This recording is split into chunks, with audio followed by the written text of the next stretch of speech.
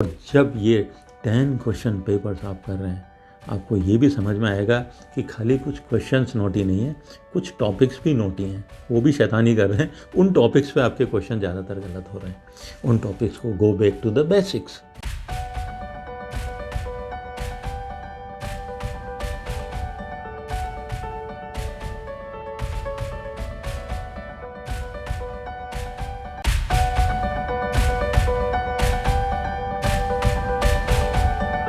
नमस्कार, जय हिंद। ये वीडियो मैं बना रहा हूँ स्पेशली बोर्ड क्लास स्टूडेंट्स के लिए, और उसमें भी फॉर 10th क्लास स्टूडेंट्स। तो now this video I am just making on repeated request of students, because generally I don't believe in the marks scored in any kind of examination, and we are not supposed to link those mark sheets with the intelligence of the person or the success of the person। मैं बिल्कुल इन चीज़ों में believe नहीं करता हूँ, लेकिन क्या करूँ, इतनी ज़्यादा रिक्वेस्ट आने लगी तो आई थॉट कि चलिए इस पर भी इस बार एक बात कर ही लेते हैं। Since last 25 years I have been in this education system, and I have seen students getting very good marks. I have seen students those who were not so good initially during the pre-board or during the half yearly examination, but they have been scoring very good marks.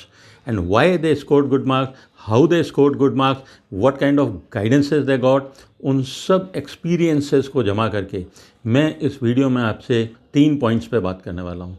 पहला point होगा जो उन लोगों के लिए important होगा, महत्वपूर्ण होगा, कि जो 40% से बिलो आ रहे हैं वो किस तरह से स्टडी करें आने वाले 2 महीने में कि उनके बहुत अच्छी परसेंटेज बन जाए। 40% से बिलो का मतलब even I am talking about those students जो इस समय फेल हो रहे हैं, 8 या 10 मार्क्स लेके आ रहे हैं और कुछ समझ आ नहीं रहा है कि क्या करें क्या ना करें। बुक खोल के बैठते हैं, हर चीज़ उन्हें लगती है कि उन्हें पता ही नहीं है। सेकंड पॉइंट होगा उन बच्चों के लिए जो 40% क्रॉस कर चुके हैं, आज वो 40 से 70% में हैं, लेकिन वो उससे ऊपर जाना चाहते हैं, अच्छे नंबर लाना चाहते हैं। और तीसरा पॉइंट मैं डिस्कस करूँगा उस स्ट्रेटेजी के ऊपर कि जो बच्चे ऑलरेडी अभी 70% से ऊपर जा चुके हैं वो किस तरह से 95 to 100% मार्क्स अचीव करें मैथमेटिक्स के अंदर। और ये चीज़ आप अपने विवेक से विथ योर विजडम दूसरे सब्जेक्ट में भी लागू कर सकते हैं। अब देखिए, बोर्ड के एग्ज़ाम नज़दीक आ गए तो बच्चे टाइम टेबल बनाते हैं, और वो टाइम टेबल बनाते हैं कि मैथ्स इतनी देर पढ़ना है, साइंस इतनी देर पढ़ना है, किस सब्जेक्ट को कितनी देर पढ़ना है। नहीं, अब आप बनाइए रिवर्स टाइम टेबल, और ये बड़ा इंपॉर्टेंट है। आप सिर्फ उसमें 4 पॉइंट टच कीजिए। पहला पॉइंट है 7 आवर्स स्लीप, वो कब करेंगे आप। दूसरा पॉइंट है योर मॉर्निंग रूटीन 1 आवर। तीसरा पॉइंट है 1 आवर एक्सरसाइज या योगा जो भी आप करते हैं ज़रूर कीजिएगा। और उसके बाद में है 2 आवर्स रिलैक्सेशन, 2 घंटे के लिए आप रिलैक्सेशन कर सकते हैं, और उसी में आपका टाइम होगा आपके खाने पीने का, ब्रेकफास्ट, डिनर एंड लंच। तो ये आपका टाइम हो जाता है 7 + 1 + 1 + 2, तो ये 11 आवर्स हो गए। मैं आपको 1 घंटा और दे देता हूँ अगर कहीं आपको खेलना है, मस्ती करनी है। 12 आवर्स का ये टाइम टेबल बना लो, बाकी सारा टाइम पढ़ाई के अंदर जाना चाहिए। अगर आप 12 आवर्स अब भी नहीं पढ़ रहे हो तो फिर कब पढ़ोगे। तो 12 आवर्स पढ़ाई और 12 आवर्स का ये time table, and do it passionately. चलिए तो स्टार्ट करते हैं। सबसे पहले उन बच्चों के लिए जिनके लिए पास होना भी बड़ा मुश्किल हो रहा है। यहाँ पे मैं एक छोटी सी बात बताता हूँ। हमारे कुछ टीचर हैं, बोलते हैं कि there are 3 categories of student. एक वो स्टूडेंट होते हैं जो बहुत मेहनत करते हैं और 90% से ऊपर मार्क्स ले आते हैं। दूसरे बच्चे ऐसे होते हैं वो भी बहुत मेहनत करते हैं लेकिन वो 70% से ऊपर जा नहीं पाते हैं। और तीसरी कैटेगरी के वो बच्चे होते हैं जो बहुत मेहनत करते हैं और वो मेहनत कर रहे हैं फेल होने के लिए। अब मुझे नहीं समझ में आता कि बच्चे क्यों इतनी मेहनत कर रहे हैं और फिर भी फेल हो जाते हैं। प्लीज़ ऑर्गेनाइज़ करें, और जैसा मैं बता रहा हूँ अगर आप वैसा करेंगे किसी भी हालत में फ़ेल नहीं हो सकते। तो मैं फर्स्ट पॉइंट के ऊपर सबसे पहले डिस्कस करने वाला हूँ, और वो ये कि पास कैसे हुआ जाए। और पास होने के लिए एक छोटी सी बात बता रहा हूँ, मेरे अनुभव के हिसाब से नीचे डिस्क्रिप्शन में देखना, मैं डाल दूँगा इम्पॉर्टेंट क्वेश्चंस, NCERT के इम्पॉर्टेंट क्वेश्चंस। थोड़ा सा मैं आपको डिस्क्राइब कर देता हूँ उनके बारे में। ये क्वेश्चंस मैंने हर चैप्टर से लिए हैं, पुराने बोर्ड के paper, sample paper, model paper, सभी तरह के पेपर को मैंने देखा है, एनालाइज़ किया है और उसके बाद उन क्वेश्चंस को मैंने सुपर 50 का नाम दिया है। ये केवल 50 क्वेश्चन हैं, वो अगर आप कर लेते हैं आपको पास होने से कोई नहीं रोक सकता है। पिछले 10 सालों से जब भी कोई बच्चा मेरे पास आता है जिसको सप्लीमेंट्री आ गया एग्ज़ाम के अंदर और मैथमेटिक्स में वो पास नहीं हो पाया है, 1 महीने का टाइम होता है उस बच्चे का सप्लीमेंट्री एग्ज़ाम देने के लिए, एंड एवरी टाइम उनको ये सुपर 50 क्वेश्चंस कराता हूँ और वो पास हो जाते हैं। उस अनुभव के साथ मैं आपको ये क्वेश्चन दे रहा हूँ। इसमें स्पेशली ध्यान रखिएगा, 2 या 3 चैप्टर ऐसे हैं वो तो आपको पूरे करने हैं। क्यों? क्योंकि उसमें से क्वेश्चन ही इस तरह से आए थे, जैसे कि कंस्ट्रक्शन वाला चैप्टर है वो आप पूरा कर लें। वैसे भी उसमें से ट्रायंगल वाला हट चुका है पोर्शन, ओनली सर्कल वाला है, तो आप उसको अच्छे से कर लें। इसी तरह से फॉर्मूले अच्छे से याद कर लें, स्पेशली चैप्टर नंबर 13 के ट्रिग्नोमेट्री के, एपी के, कोऑर्डिनेट ज्योमेट्री के, वो फॉर्मूले अच्छे से याद कर लें ताकि अगर कोई क्वेश्चन आ जाए आपको कुछ समझ में नहीं आता, सिर्फ ये पता चलता है कि ये इस चैप्टर से क्वेश्चन है, तो कम से कम फॉर्मूला लिख दें और उसके अंदर वैल्यूज़ डाल दें। क्योंकि बोर्ड पूरे क्वेश्चन के ऊपर मार्क्स नहीं देता है, हर स्टेप पे मार्क्स देता है। सो कुछ ना कुछ स्टेप ज़रूर करें। और तीसरा होता है एक चैप्टर जिसको बोलते हैं हम ट्रायंगल, वो जनरली बच्चे छोड़ देते हैं। जो बच्चे अच्छे नंबर नहीं ला रहे हैं, बिलो 40% हैं, देखो उसको छोड़ो मत। उसमें सिर्फ 2 थ्योरम हैं, वो बहुत अच्छे से कर लो। Theorem 6.1 that is Thales theorem और पीपीटी, और दूसरी थ्योरम है Pythagoras theorem, I think that is 6.8 theorem. इस बार बोर्ड सिर्फ ये 2 ही थ्योरम पूछेगा, बाकी थ्योरम्स उसने proving of the theorem delete कर दिया है। दूसरी थ्योरम से बेस्ड क्वेश्चन तो आएंगे लेकिन थ्योरम्स नहीं पूछेंगे। तो टोटल मिला के पूरी NCERT बुक में 4 ही थ्योरम्स हैं जो कि बोर्ड पूछने वाला है। 2 मैं आपको बता चुका हूँ, Thales theorem and Pythagoras theorem, और बाकी की 2 थ्योरम हैं 10.1 एंड 10.2 जो सर्कल्स के अंदर हैं। डिटेल्स आप देख लेना, बस ये 4 थ्योरम अच्छे से कर लो, एक आपको मिल जाएगी। ओके, डिस्क्रिप्शन के अंदर जो मैंने आप लोगों को इम्पोर्टेंट क्वेश्चंस बताए हैं, सुपर 50 क्वेश्चंस, उनके साथ मैंने डिलीटेड पोर्शन का भी लिस्ट डाल दिया है। क्योंकि बोर्ड ने तो जारी किए ओनली टॉपिक वाइज लिस्ट, मैंने उनके साथ में पेज नंबर और क्वेश्चन नंबर भी एग्जैक्टली लिख दिए हैं जो आपको नहीं करने हैं, विच आर डिलीटेड। अब उसके बाद ये चीज़ करने के बाद जो मैंने डिस्क्रिप्शन में दिया हुआ है उन क्वेश्चंस को आप बार बार कर लें, और जब उन क्वेश्चंस को बार बार कर लें तो उसके बाद एक क्वेश्चन पेपर उठाएं, कोई सा भी क्वेश्चन पेपर उठाएं, चाहे अपने प्री बोर्ड का क्वेश्चन पेपर उठाएं, चाहे आप बोर्ड का सैम्पल क्वेश्चन पेपर उठाएं, और वो क्वेश्चन पेपर लेकर के आप उसको सॉल्व करें। प्लीज़ पूरा क्वेश्चन पेपर सॉल्व करने की कोशिश मत करना शुरू में। अभी 2 महीने हैं आपके पास, शुरू के 1 महीने में जब ये पूरी प्रैक्टिस हो गई और 1 महीने बाद जब आप क्वेश्चन पेपर सॉल्व करने बैठ रहे हैं, सबसे पहले जो क्वेश्चंस मैंने आपको बताए, जो फिर सुपर 50 क्वेश्चन, वो उनमें से कौन कौन से क्वेश्चन आए हुए हैं उनको टिक कर लें। सबसे पहले आपको उसमें देखेंगे कि कम से कम 12 to 15 क्वेश्चंस आपको मिल जाएंगे। 1 मार्कर भी मिल जाएंगे, 2 मार्कर भी मिल जाएंगे, 3 मार्कर भी मिल जाएंगे और 5 मार्कर भी। जब आपने वो कर लिए, टिक मार्क कर लिए, पहले उनको सॉल्व करें, और फिर उसके बाद जो मैंने अभी अभी आपको बताया है, चैप्टर नंबर 13 के क्वेश्चन देखें, फॉर्मूला लिखें, वैल्यू डालें। चैप्टर नंबर जैसे एपी का है 5 नंबर चैप्टर, उसका क्या पूछा है, सम पूछा है या क्या पूछा है, फॉर्मूला लिखें, वैल्यू डालें। और प्लीज़ एक चीज़ का ख़ास ध्यान रखें, ट्रायंगल चैप्टर से थ्योरम तो हमने कर लिए, लेकिन कोई भी प्रूविंग वाला क्वेश्चन आ जाता है, may be from triangle, may be from circle, अगर आपको कुछ समझ नहीं आता है तो भी, अगर डायग्राम दिया हुआ है उसमें तो भी बनाएं, नहीं दिया हुआ है तो अंदाजे से जैसा डायग्राम बनता है बनाएं। और डायग्राम बनाने के बाद में जो उन्होंने बोला है उसके अंदर उसको एज ए गिवन लिख दें।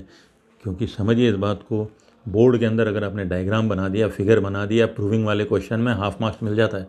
उसके बाद अगर आपने गिवन जो क्वेश्चन में लिखा हुआ है वही तो लिखना है, वही लिख दो, आधा मार्क्स, हाफ मार्क्स उसका मिल जाता है। उसके बाद टू प्रूव, क्वेश्चन में लिखा हुआ है शो दैट और टू प्रूव, कुछ प्रॉब्लम है उसके अंदर, लिख दो to prove this, you get half marks for this also. तो हाफ 1.5 मार्क्स तो यही हो गए। बच्चों को ये पता नहीं होता, ये जानकारी नहीं होती, इसलिए वो क्या करते हैं, ऐसे क्वेश्चंस को, प्रूविंग वाले क्वेश्चंस को देखते ही छोड़ देते हैं। इस बार छोड़ना नहीं है क्वेश्चन। और जब आप वो पेपर पूरा सॉल्व कर लें, अभी मैं बात कर रहा हूँ आपको कि आप पेपर सॉल्व कर रहे हैं इस समय, और उसके अंदर मैं वापस से रिपीट कर रहा हूँ, पहले वो क्वेश्चन करें जो मेरे सुपर 50 क्वेश्चन में से आए हुए हैं। उसके बाद ये जो 13 चैप्टर मैंने बताया है, उसके बाद एपी का मैंने आपको बताया है, उसके बाद मैंने आपको बताया ट्राइंगल्स एंड सर्कल्स के टू प्रूव वाले क्वेश्चन, उसमें 2-2, 3-3 लाइनें ज़रूर लिख के आएँ, given, to prove and the diagram. आपको 1.5 मार्क्स ज़रूर मिल जाएंगे। और अंत में बुक उठाना, सबसे ज़्यादा नमस्कार करना लास्ट के 2 चैप्टर्स को, and that is statistics and probability. उनको भी अच्छे से कर लेना, क्योंकि अगर आपके ये 1 महीने में जो मैंने सुपर 50 बताए वो क्वेश्चन हो जाते हैं, तो ध्यान रखना स्टैटिस्टिक्स के अंदर से बिल्कुल प्रेडिक्टेबल क्वेश्चन आते हैं, सिर्फ और सिर्फ 6 क्वेश्चन, 6 टाइप के क्वेश्चन। ध्यान से सुनना। पहला है find out mean, find out mode और फाइंड आउट मीडियन। ये 3 क्वेश्चन। अब इन्हीं के बेसिस पे अदर 3 क्वेश्चन, वो 3 क्वेश्चन के अंदर वो लोग मांगेंगे frequency. They will ask you find the frequency X और वाई और F1 और F2। क्वेश्चन फिर होगा मीन का। They will give you mean and they will ask you to find the frequency. They will give you either median और maybe they will give you mode and they will ask you to find the frequency. तो ये हो गए 6 question. सिर्फ ये 6 question अगर आप कर लेते हो स्टैटिस्टिक्स के अंदर, तो आपके 3 मार्कर पक्का है। एंड प्रोबेबिलिटी सिर्फ 15 चैप्टर, उसके अंदर एक ही तो एक्सरसाइज है, उसको आप पूरा कर लें। तो मेरे जो सुपर 50 क्वेश्चन हैं, उसके अलावा जो मैंने आपको बताया है, इस वीडियो को चाहे तो रिपीट करके एक बार फिर देख लेना, वो चैप्टर्स ज़रूर पूरी तरह से पढ़ लें। कोई रोक नहीं सकता आपको पास होने से। देखो भैया, ये जो मैंने आपको बताया है, इसमें आराम से, प्रेम से 30 to 35 मार्क्स आ जाते हैं स्टूडेंट के आउट ऑफ 80। और कुछ भी नहीं होगा तो स्कूल वाले 15 नंबर तो भेजेंगे, and school sends you 15 marks, तो 15 एंड 35 50% सुपर मार्क्स हो जाते हैं। नाउ अब मैं बात कर रहा हूँ उन बच्चों के लिए जो 40% पे ऑलरेडी पहुँच चुके हैं। उनको भी मैं ये कहूँगा कि देखिए, जो मैंने ये सुपर 50 क्वेश्चन दिए हैं, प्लीज़ उनको ज़रूर सॉल्व कर लें। कई बार हम कॉन्फिडेंस में, रादर ओवर कॉन्फिडेंस में, इजी क्वेश्चन की तरफ देखते ही नहीं हैं। ये इजी क्वेश्चन है, पर इनको ज़रूर करें। लेकिन आपकी स्ट्रेटेजी थोड़ी सी अब मैं अलग करने वाला हूँ। अब मैं आ गया हूँ बी पॉइंट के ऊपर, जहाँ पे हम लोग बात करने वाले हैं उन स्टूडेंट्स की जो ऑलरेडी पास तो हो रहे हैं, लेकिन हाई स्कोर नहीं हो रहा है। कई स्टूडेंट्स तो मेरे को ये शिकायत करते हैं कि सर, हमने पूरी NCERT बुक कर ली है, और पूरी NCERT बुक करने के बाद भी हमारे मार्क्स नहीं आ रहे हैं। हम लोग आउट ऑफ 80, अगर कोई क्वेश्चन पेपर होता है या प्री बोर्ड होता है, 50 मार्क्स से ऊपर नहीं जा पा रहे हैं, या 40 मार्क्स से ऊपर नहीं जा पा रहे हैं। Means they are scoring between 50 और 60% मार्क्स। देखिए आपकी गलती कहाँ हो रही है, ध्यान से सुनना। अगर मैं पूरी बुक, NCERT बुक को आपको बोलूँ रिवाइज़ करें, तो एक एवरेज स्टूडेंट जनरली, आपको क्या है, दूसरी चीज़ें भी पढ़नी है, और एक दिन के अंदर आप 10 घंटे मैक्सिमम पढ़ सकते हैं। मैं ऐसा मान के चल रहा हूँ। अब आप समझिए कि अगर आप 10 से 12 घंटे पढ़ रहे हैं, तो उसके अंदर आपको क्या करना पड़ेगा। आपकी मैथमेटिक्स तो करोगे नहीं पूरे दिन, साथ में आपको साइंस भी पढ़ना है, SST भी पढ़ना है, अदर सब्जेक्ट्स आपको करना है। तो what I suggest you is कि अगर आप पूरी NCERT बुक का रिविज़न करते हैं, चैप्टर 1 से चैप्टर 15 तक करना तो पड़ेगा। NCERT बुक अच्छे से पढ़नी तो पड़ेगी, क्योंकि more than 80% question NCERT book से ही आते हैं। लेकिन अगर आपने 1 महीने के अंदर वो पूरा रिवीजन किया NCERT बुक का, तो जब आप पहले से 30 दिन तक पहुंचते हैं, तो पहले वाले क्वेश्चन जो हैं हमारे भूल में पड़ जाते हैं। दूसरी बात, उसमें कुछ क्वेश्चन ऐसे होते हैं जो डिफ़िकल्टी लेवल वाले क्वेश्चन हैं, वो हम देख के या पूछ के कर लेते हैं।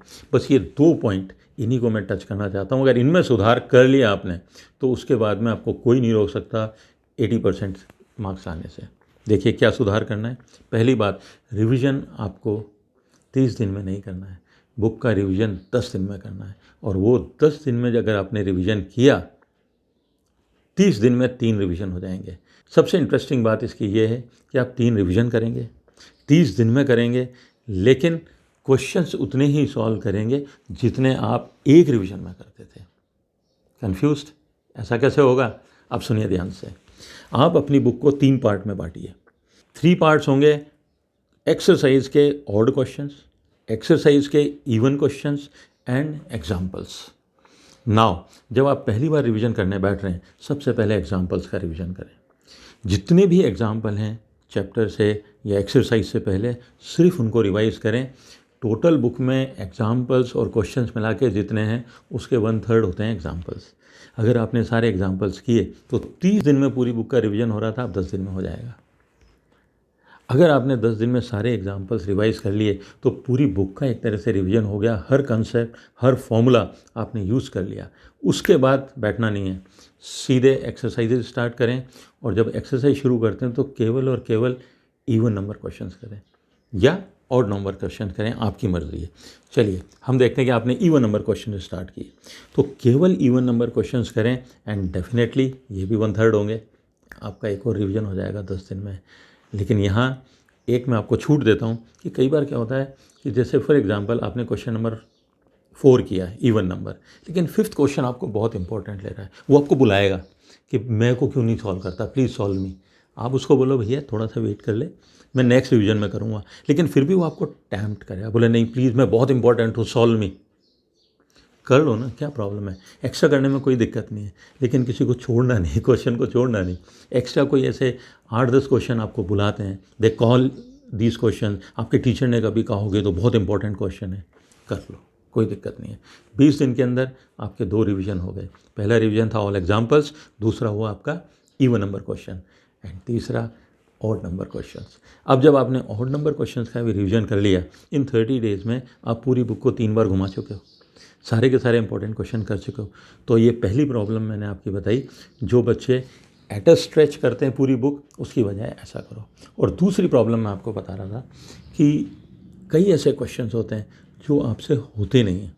एनसीईआरटी में कुछ डिफ़िकल्ट क्वेश्चंस हैं जिनको हम हॉट्स बोलते हैं। अब वो जो क्वेश्चन आपसे हुए नहीं हैं, बच्चे उनको वहीं सॉल्व करते हैं और आगे बढ़ जाते हैं। ऐसा मत करो। इन क्वेश्चंस को थोड़ी इज्जत देना सीखो, तो ये आपकी इज्जत करेंगे। क्या इज्जत देंगे उनको? अभी मान लो वही क्वेश्चन नंबर 4 था, आपने किया और आपसे नहीं हुआ, आपने टीचर से पूछ के किया, फ्रेंड से पूछ के किया, या एनसीईआरटी के आजकल सॉल्यूशंस आ रहे हैं उसमें से देख के किया, बट यू नो इट, ये क्वेश्चन गड़बड़ था। स्टार मार्क लगाओ और उस क्वेश्चन को एक अलग से डायरी या रजिस्टर बनाओ, उसमें डाल दो। और उसके ऊपर, डायरी के ऊपर क्या लिखोगे? डिफ़िकल्ट क्वेश्चन नहीं। देखो लाइफ में कुछ भी डिफ़िकल्ट होता नहीं और ऐसे वर्ड यूज़ भी नहीं करने चाहिए हमारे को। राइट डाउन नॉटी क्वेश्चंस, थोड़े शैतान क्वेश्चन है जो आपको कभी कभी तंग करते हैं। तो नॉटी क्वेश्चंस का एक आप रजिस्टर बनाएं और उस रजिस्टर के अंदर उस क्वेश्चन को डाल दें। तो पूरी एनसीईआरटी में कम से कम 30-40 ऐसे नोटी क्वेश्चंस आपको मिल जाएंगे, वो आप इस डायरी में डाल दें। तो जब एग्जामिनेशन के बीच में गैप पड़ता है आपका 4-5 दिन का, उस समय ये पूरी बुक थोड़ी रिवाइज करनी होती है, because you have already done it. उस समय आपको करना है ये नोटी क्वेश्चंस। अब ये जो नोटी क्वेश्चंस वाला रजिस्टर आपने बनाया है या डायरी आपने बनाई है, इसमें आपने एनसीईआरटी के क्वेश्चंस तो डाल दिए। एनसीईआरटी के क्वेश्चन डालने के बाद, और इस समय मैं समझ सकता हूँ आप लोग ये सोच रहे होंगे कि सर एनसीईआरटी तो हमको आती ही है, हमने कर लिया है। मैंने तो अभी खाली रिवीजन के बारे में बताया है। एनसीईआरटी के साथ दूसरी एक रेफरेंस बुक करना बहुत ज़रूरी है, और वो रेफरेंस बुक मैं आपको बताता हूँ, चाहे आप पूरी ना करें लेकिन उसके कम से कम 1 मार्कर क्वेश्चंस ज़रूर कर लेना। और अगर पूरी कर लेते हैं तो बहुत अच्छी बात है, पर अब टाइम नहीं है, तो उनके 1 मार्कर क्वेश्चंस और उसके एग्जाम्पल्स ज़रूर कर लेना। और उस बुक का नाम है एनसीईआरटी एग्जाम्पलर। ये बुक जो है आपको अच्छी प्रैक्टिस दे देगी। और जब ये बुक आप कर लेते हैं, इसके इम्पॉर्टेंट क्वेश्चंस कर लेते हैं, या 1 मार्कर तो ज़रूर करना, क्योंकि भैया ध्यान रखना 20 आने वाले हैं 1 मार्कर क्वेश्चन। अब बात आती है कि सर 20 कैसे, वहाँ तो 16 ही है। समझना, जो ए सेक्शन है, ए सेक्शन के अंदर 16 क्वेश्चंस होंगे 1 मार्कर सीधे सीधे, और उसके बाद जो 4 क्वेश्चंस हैं वो होंगे केस स्टडी बेस्ड क्वेश्चन, वही 1 मार्कर टाइप के क्वेश्चंस होते हैं। तो इस तरह से जो 20 क्वेश्चन है, लेकिन उनका वेटेज होगा मार्क्स का 32, क्योंकि जो आपका केस स्टडी बेस्ड क्वेश्चंस हैं, उन केस स्टडी बेस्ड क्वेश्चन के अंदर हर क्वेश्चन के अंदर 5 पार्ट्स होंगे, लेकिन उन 5 पार्ट्स में से प्लीज़ ध्यान रखना 4 ही करने हैं आपको अटैम्प्ट। तो जो आपका 17th, 18th, 19th and 20 question है, which will be on the basis of case study, वो क्वेश्चन जो है एमसीक्यू टाइप होंगे, मल्टीपल चॉइस टाइप होंगे, और उस क्वेश्चन के अंदर आपको सीधे सीधे अपना ऑप्शन लिखना है। अब वहाँ से आपको क्या करना है कि वो जो केस स्टडी टाइप क्वेश्चन हैं वो हो जाएंगे टोटल 16 मार्क्स के, 16 मार्क्स के। तो 16 मार्क्स से ये 16 मार्क्स 1 मार्कर 32 मार्क्स। इसलिए मैं आपको बोलता हूँ कि आप NCERT कंप्लीट करने के बाद एग्जाम्पलर के 1 मार्क क्वेश्चंस को ज़रूर करना, छोड़ना नहीं। एंड थर्ड थिंग, जैसा कि मैंने बिलो 40% को बोला कि आप 1 या 2 क्वेश्चन पेपर ज़रूर सॉल्व करें, आप लोगों को मिनिमम 6 क्वेश्चन पेपर ज़रूर सॉल्व करना चाहिए। अब ये 6 क्वेश्चन पेपर कौन से होंगे ये भी मैं आपको बता देता हूँ। सबसे पहले आपको क्वेश्चन पेपर सॉल्व करना चाहिए जो CBSE ने जारी किए हैं। CBSE board has posted already those sample question paper 2021 basic and standard, basic और स्टैंडर्ड दोनों के क्वेश्चन पेपर कीजिए, राइट। उसके बाद में 2 क्वेश्चन पेपर जो आपके टीचर्स ने मेहनत करके बनाए हैं आपके प्री बोर्ड एग्ज़ाम के अंदर, बेसिक और स्टैंडर्ड के बनाए होंगे, उनको भी ज़रूर सॉल्व कीजिए, क्योंकि टीचर्स का जो अनुभव है उसका फ़ायदा तभी होगा जब आप ये क्वेश्चन पेपर सॉल्व कर लेंगे। उसके बाद कोई 2 क्वेश्चन पेपर और लें और उनको आप सॉल्व करें। किसी किसी स्कूल में 2 प्री बोर्ड्स होते हैं तो वो कर लें, नहीं तो आपके टीचर्स आपको प्रोवाइड कर देंगे। जब ये क्वेश्चन आप सॉल्व कर रहे हैं वहाँ पे फिर आपको नोटी क्वेश्चंस मिलेंगे जो आपको तंग करेंगे, आपसे नहीं होंगे। कहाँ डालना है उन क्वेश्चंस को? इसमें अभी मैं देख रहा हूँ बहुत सारे टीचर्स, बहुत सारी स्कूलें बहुत मेहनत कर रही हैं बच्चों के साथ में। टीचर्स आ रहे हैं, अपने नोट्स लेके आते हैं, बच्चों को इंपॉर्टेंट क्वेश्चंस कराते हैं। वहाँ पे जो इंपॉर्टेंट क्वेश्चंस आपको टीचर्स करा रहे हैं और वो क्वेश्चन आपको समझ में आ गया, आप वापस कर पा रहे हैं, फाइन। लेकिन अगर नहीं कर पा रहे हैं, दोबारा देखना पड़ रहा है, नोटी क्वेश्चंस में डालिए। एग्ज़ामिनेशन से पहले इस नोटी क्वेश्चन रजिस्टर में आपके 50 to 80 क्वेश्चंस हो जाते हैं। 50 से 80 क्वेश्चंस एवरेज स्टूडेंट्स के पास में हो जाते हैं। और ये क्वेश्चंस अगर आप करोगे ना तो आपको अपने आप में कॉन्फिडेंस आएगा। NCERT मैंने कर ली, एग्जाम्पलर मैंने कर ली, और मेरे पास ये क्वेश्चन है जो मेरे को तंग करते थे, अब इनको भी मैंने कर लिया। थोड़ी सी इज्जत दे दी आपने इन क्वेश्चंस को, ये आपको देखना है एग्ज़ाम में कितनी इज्जत दिलाएंगे। Now third point, that is C। कुछ ऐसे स्टूडेंट्स हैं जिन्होंने कोरोना काल के अंदर ड्यूरिंग दिस पैंडमिक टाइम नहीं वेस्ट किया, बड़ी मेहनत की, और आज वो आराम से अगर 80 मार्क्स का क्वेश्चन पेपर सॉल्व करते हैं तो 60 से ऊपर, 65 से ऊपर मार्क्स लेके आ जाते हैं। I am talking about those students who feel they have already crossed 70%। If you have cross already 70% marks, अब आपको क्या करना है? ये जो 2 बातें मैंने बताई है वो आप कर चुके होंगे। अगर नहीं किया है, कुछ उसमें लूप होल्स हैं, उनको फिल कर दो, गैप्स को फिल करो। NCERT पूरी होनी चाहिए, एग्जाम्पलर पूरी होनी चाहिए, लेकिन जब आपको 95 से ऊपर जाना है, 100 में से 100 स्कोर करना है, 2 काम ज़रूर करना। पहला, CBSE साइट पे जाओ और टॉपर्स की नोटबुक निकालें। आंसर शीट CBSE साइट पे मिल जाएगी आपको। जो टॉपर्स हैं, जिन्होंने 100 on 100 मार्क्स स्कोर किए हैं बोर्ड के अंदर 2019 के अंदर, 20 के अंदर, उनकी आंसर शीट्स को आप डाउनलोड करो और उनको एक बार एनालाइज करो, पढ़ो कि किस तरह से जवाब लिखना चाहिए।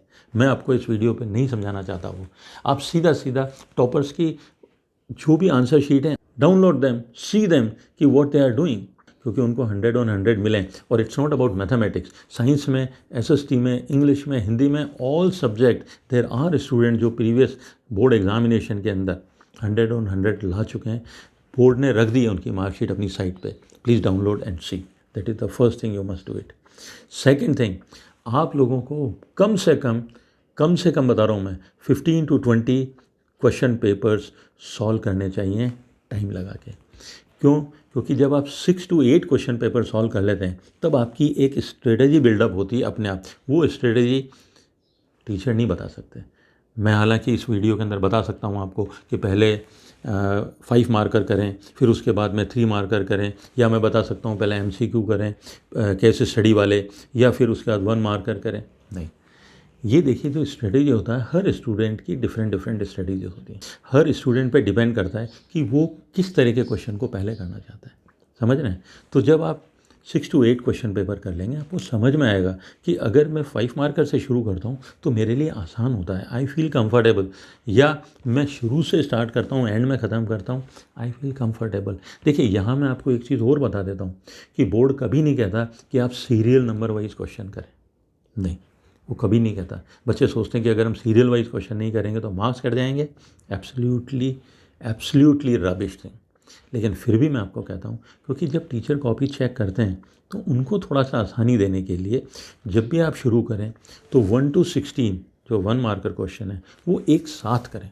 जब 1 to 16 अगर आप एक साथ कर रहे हैं, उसके अंदर अगर कोई क्वेश्चन आपको नहीं आता है, से 12th क्वेश्चन नहीं आता, उसके लिए 5 to 6 लाइन का स्पेस छोड़ दें, लेकिन वो एक जगह होंगे, टीचर आराम से चेक कर लेंगे एंड कोई भी क्वेश्चन फिर मिस नहीं होगा। दूसरा होता है जो अभी केस स्टडी बेस हैं उनको आप एक जगह करें, क्योंकि उनको अगर आप एक जगह करते हैं, अभी केस स्टडी का 17 क्वेश्चन कर रहे हैं, उसके 2 पार्ट आपने यहाँ कर दिए, 2 पार्ट पीछे कर दिए कैसे होगा चेक? तो आपको वो एक जगह करना चाहिए। केस स्टडी का नंबर डाल दीजिए, कैसे? 17, 18, 19, 20 और उनके ऊपर 1 2 3 4 5 1 2 3 4 5 1 2 3 4 5 नंबर डाल दीजिए। अब आपको उसमें क्या करना है? सिर्फ आंसर ही तो लिखना है, ABCD। अगर कोई क्वेश्चन बाद में करना चाहते हैं खाली छोड़ दो। तो ये एक जगह आ गए। अब बचे बाकी के जो 2 मार्क्स क्वेश्चन हैं, 3 मार्क्स क्वेश्चन हैं एंड 5 मार्क्स क्वेश्चन हैं। किसी भी क्वेश्चन को कहीं भी करो, कोई प्रॉब्लम नहीं है। और ये तो हर टीचर बोलता है कि सबसे पहले वो क्वेश्चन करें जो आपको आते हैं। देखो क्यों बोलते हैं हम लोग ऐसा कि सबसे पहले वो क्वेश्चन करो जो आपको आते हैं। बच्चे जिद करने लग जाते हैं अपने क्वेश्चन पेपर से कि मैं तो शुरू से ही सारे करूँगा, कैसे नहीं आएंगे। नहीं, जब आप पेपर हाथ में उठाते हो, देयर आर अनसर्टेनिटी। जब भी आप क्वेश्चन पेपर हाथ में उठाते हो, रादर मैं तो ये कहूँगा कि क्वेश्चन पेपर आने से पहले जब आप हॉल में जाके अपनी सीट पे बैठते हो, उस समय से लेकर के जब क्वेश्चन पेपर हाथ में उठाते हो, you are passing through a phase of uncertainty. और अनसर्टेनिटी क्रिएट्स फियर।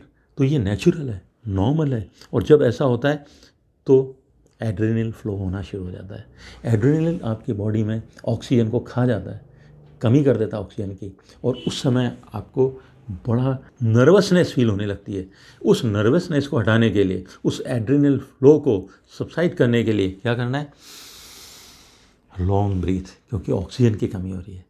समझ है मेरी बात? और जब आपके हाथ में वो आता है तब भी थोड़ा बहुत तो नर्वसनेस होती है। उस टाइम में वो क्वेश्चन करेंगे आप जिसको आप समझ नहीं पा रहे हैं, या वो क्वेश्चन करेंगे जो ऑलरेडी आप 10 बार प्रैक्टिस कर चुके हैं, 5 बार प्रैक्टिस कर चुके हैं, सबकॉन्शियस माइंड में वो जा चुका है। हमेशा वो क्वेश्चन स्टार्ट करें जो आपको आते हैं। और उन क्वेश्चन से जब आप शुरू करेंगे आप रिलैक्स होने लगेंगे। रिलैक्स क्यों होने लगेंगे? इसलिए नहीं कि आपको क्वेश्चन आ रहे हैं, इसलिए कि वो अनसर्टेनिटी अब ख़त्म हो गई है, पेपर आपके हाथ में है। और जब पेपर आपके हाथ में तो बहुत बढ़िया बात है। उसके बाद एड्रेनल फ्लो धीरे धीरे सबसाइड हो जाएगा, आप आराम से क्वेश्चन करेंगे। तो यू अंडरस्टूड? ये स्ट्रेटेजी कौन बनाएगा? टीचर्स नहीं बना सकते आपके लिए, मैं पहले भी बोल चुका हूँ। ये स्ट्रेटेजी आपको बनानी पड़ेगी, और ये स्ट्रेटेजी बनेगी 6 to 8 क्वेश्चन पेपर सॉल्व करने के बाद। अब आपने 8 क्वेश्चन पेपर कर लिए, now you know what is your strategy. उसके बाद अब आप क्वेश्चन पेपर सॉल्व करेंगे। 80 में से कभी आपके 70 आएंगे, कभी 75 आएंगे, कभी 80 में से 80 आएंगे। वही नोटी क्वेश्चन छाट के लिखते जाओ, नोटी क्वेश्चन छाट के लिखते जाओ। और जब ये 10 क्वेश्चन पेपर्स आप कर रहे हैं, आपको ये भी समझ में आएगा कि खाली कुछ क्वेश्चंस नोटी नहीं है, कुछ टॉपिक्स भी नोटी हैं, वो भी शैतानी कर रहे हैं। उन टॉपिक्स पे आपके क्वेश्चन ज़्यादातर गलत हो रहे हैं। उन टॉपिक्स को go back to the basics. अरे हर जगह यही होता है। म्यूज़िक के अंदर आपको बहुत कुछ अच्छा करना है, go back to the basics. अलंकार करो, ये करो, वो करो। क्रिकेट में आप गड़बड़ करने लग गए, रन नहीं बन रहे हैं, go to the basics. Sports हो, चाहे किसी भी तरह की कला हो, गो टू द बेसिक्स तो सभी बोलते हैं। आपको भी क्या करना है? Go to the basics. शायद 15 क्वेश्चन पेपर करते करते आपको समझ में आ जाएगा कौन से ऐसे टॉपिक्स हैं where you need to go to the basics. फिर आ जाओ NCERT के ऊपर, फिर आ जाओ आपके एग्जाम्पलर के ऊपर, उनको वापस से प्रिपेयर करो और उसके बाद फिर क्वेश्चन पेपर करो। I am sure you will score 100 on 100। यहाँ पे ये बात तो समाप्त होती है। मैंने आपको पूरी अच्छे से बड़ी लेंथ वाइज एडवाइस दे दी कि किस तरह से करना है। ये केवल सलाह नहीं है, ये मेरा अनुभव है, और ये सलाह मैं डायरेक्ट नहीं दे रहा हूँ आपको। जो मेरा अनुभव हुआ, जो मैंने 100 on 100 मार्क्स लाने वाले स्टूडेंट से बातचीत की या उनको गाइड किया, उसके बेस पे बता रहा हूँ। लेकिन अब मैं यहाँ पे आपको अपना रियल ओपिनियन देना चाहता हूँ, what I think about this 100 on 100 marks. देखो बेटा, ध्यान से समझना इस बात को, 95 से अगर आप ऊपर चले जाते हैं तो मेरे लिए आप 100 on 100 हैं। क्यों? क्योंकि 95% तक मार्क्स आते हैं अपनी मेहनत से, और बचे 5% जिसको कोई लोग किस्मत बोलते हैं, कोई भगवान की मर्ज़ी बोलते हैं, कोई उसको संयोग बोलता है, कोई कुछ बोलता है। आप जो समझना है समझ लो। अगर वहाँ पे कोई एक क्वेश्चन भी ऐसा अटक गया जो आपको क्लिक ही नहीं कर रहा है तो क्या करोगे? डोंट वरी, अगर आप 95 से ऊपर जा रहे हो, आप 100% ही हो, आपके 100 on 100 ही मानता हूँ। 100 on 100 लाना एक छोटा सा संयोग की बात भी होती है कि वहाँ एक भी क्वेश्चन ऐसा नहीं अटका जो आपको क्लिक ना किया, एक भी जगह आप यूनिट लगाना नहीं भूले, एक भी जगह आप स्टेटमेंट देना नहीं भूले, क्वेश्चन के अंदर कहीं माइनस की या प्लस की गलती नहीं हुई। ये तो थोड़ा सा जो है ऊपर वाले पे जाता है। और लास्ट में जो मैं बताने वाला हूँ आपको बात, वो ये कि देखो भैया, जब एग्ज़ाम पास आ जाते हैं, ध्यान से सुन लो, बच्चे भागते हैं मंदिर, बालाजी महाराज, दुर्गा मैया, शिवजी भोले, आधा घंटे मंदिर में जाके मत जाओ भैया। भगवान कुछ नहीं करने वाले। अगर आपको इतना ही विश्वास है भगवान में तो घर में बैठा है ना भगवान, आप उनकी पूजा कर लो। और घर में बैठा भगवान कौन है मालूम? आपकी मदर। और मदर की पूजा अगरबत्ती से नहीं होती है। आधा घंटे टाइम निकाल के मदर को हेल्प करा दो। मदर दुआ दे देगी, आपको कहेगी नहीं बेटा तेरा एग्ज़ाम है मत कर। नहीं मम्मी आज तो चाय तो मैं पिलाऊंगा। मदर के लिए चाय बना के पिला दो, मदर के लिए झाड़ू पोंछा कर दो थोड़ा सा, और कुछ नहीं तो मदर के पैर दबा दो। What ever you can do, please do it. घर में भगवान बैठा है, मंदिर में जाके टाइम मत ख़राब करो। तो प्लीज़ ऐसा कर लो। और फिर ये छोटी छोटी प्रॉब्लम जो आती है ना कि मेरा इस के अंदर एक क्वेश्चन ख़राब हो गया, मेरा उसमें एक क्वेश्चन ख़राब हो गया, मेरे मार्क्स कट जाएंगे। After exam and during exam ये बहुत समस्या आती हैं। तो ध्यान से सुनो, अच्छी मार्कशीट लाना एक अच्छी बात है। If you get a good marksheet बहुत अच्छी बात है, लेकिन अच्छी मार्कशीट सब कुछ नहीं है। इनसे बहुत कुछ बड़ी चीज़ें हैं। आपकी सेहत हमारे लिए सबसे इम्पॉर्टेंट है। आपके लिए आपके पेरेंट्स के साथ आपकी रिलेशनशिप कितनी इम्पोर्टेंट है, आपके पेरेंट्स आपको कितना प्यार करते हैं, वो सबसे इम्पोर्टेंट है। तो मार्क्स के लिए अभी मेहनत करो, लेकिन एग्ज़ाम में अगर कोई क्वेश्चन छूट जाए तो इतना भी परेशान मत हो जाओ, क्योंकि आपके पेरेंट्स हैं ना, दे love you, they will love you still. If you get 95% और 90% तब भी वो आपको उतना ही प्यार करेंगे। हो सकता है थोड़ा कोई पेरेंट दुखी दिख जाते हैं कि अरे मेरे बच्चे के मार्क्स कट गए, वो खुद नहीं दुखी हैं, वो आपके लिए दुखी हैं। तो इनको इतना ज़्यादा इम्पोर्टेंस एग्ज़ाम के बाद मत देना, मार्क्स को अभी दे लो जितनी इम्पोर्टेंस देनी है। और बच्चे बोलते हैं कि सर हमारे तो ये प्रॉब्लम आती है, हमारे तो वो प्रॉब्लम आती है। इस चीज़ को, लाइन को बार बार सुन लेना। अगर छोटे छोटे विघ्न आ रहे हैं, छोटे छोटे प्रॉब्लम्स आ रही हैं, डट जाओ, खड़े हो जाओ चट्टान की तरह। Stand like a rock in the sea, stand like a rock in the sea. है कौन विघ्न ऐसा जग में। मेरी फेवरेट लाइन्स हैं, मुझे बड़ा मोटिवेट करती हैं ये, तो मैं जनरली बोलता हूँ अपने स्टूडेंट्स को, आपको भी बोल रहा हूँ। है कौन विघ्न ऐसा जग में, टिक सके वीर नर के मग में। खम ठोक ठेलता है जब नर, पर्वत के जाते पांव उखड़। मानव जब जोर लगाता है, मानव जब जोर लगाता है, पत्थर पानी बन जाता है। तो कौन सी प्रॉब्लम, कौन सी समस्या इतनी बड़ी है? और मार्क्स लाना तो कोई बहुत बड़ी प्रॉब्लम है ही नहीं। From my side all the best. I hope your dream come true. Please अपने पेरेंट्स का ध्यान रखें। Take care of yourself. नमस्कार एंड जय हिंद। God bless you.